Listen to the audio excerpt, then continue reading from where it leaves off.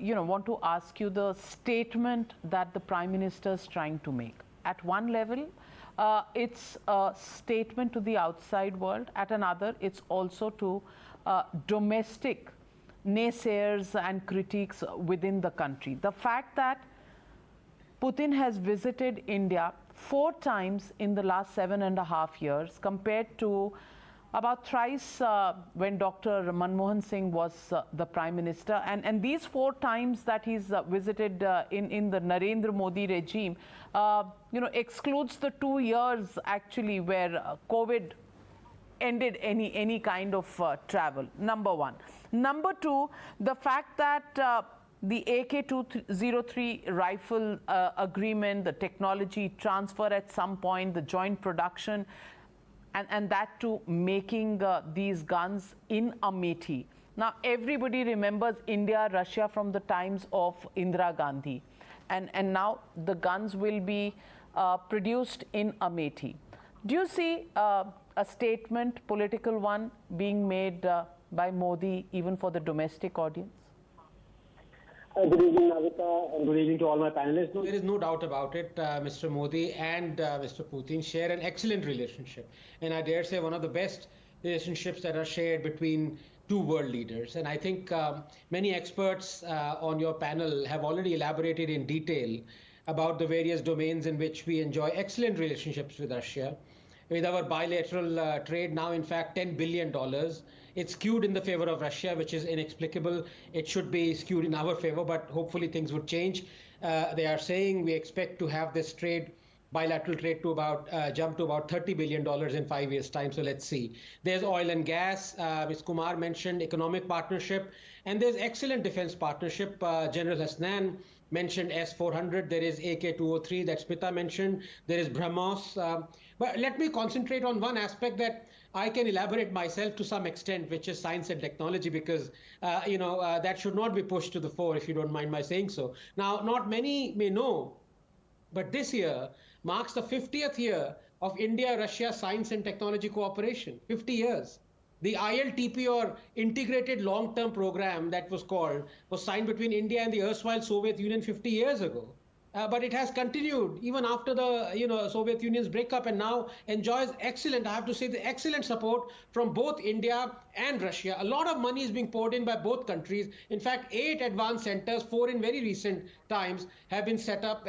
For example, the Advanced Research Center for Powder Metallurgy and New Materials in Hyderabad. Just interrupting you for a couple of seconds. Those are visuals that are just coming in as Prime Minister. Going back to you, you have 60 seconds to continue with what you were saying.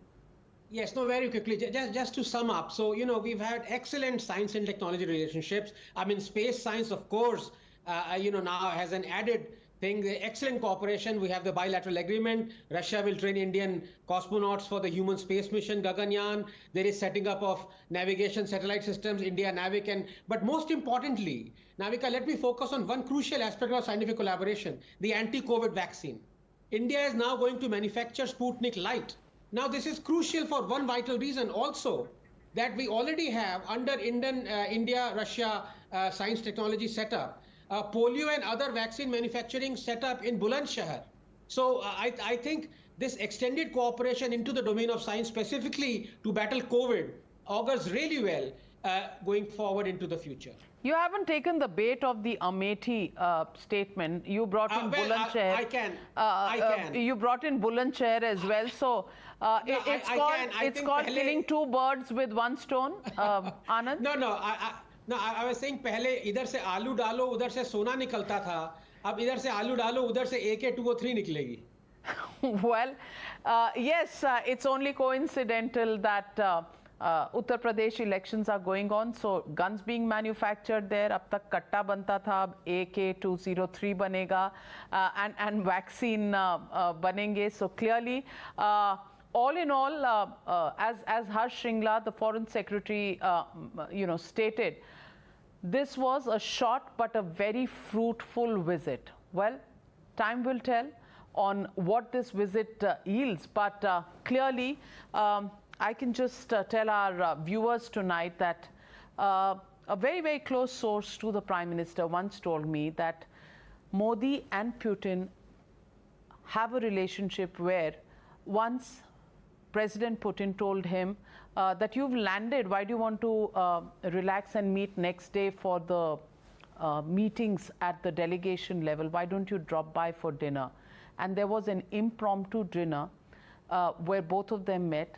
They sat for 4 hours, and it was just two of them in the room with their interpreters, and that's all. What was discussed is obviously something that many people say that will be in a book someday, but for the moment, it seems like that relationship has worked and reciprocated by President Putin during his 7-8 hour visit to New Delhi. That's all on debate number 1. Thank you very much to my esteemed panel for joining me on this big debate on the Modi-Putin relationship and axis getting strengthened.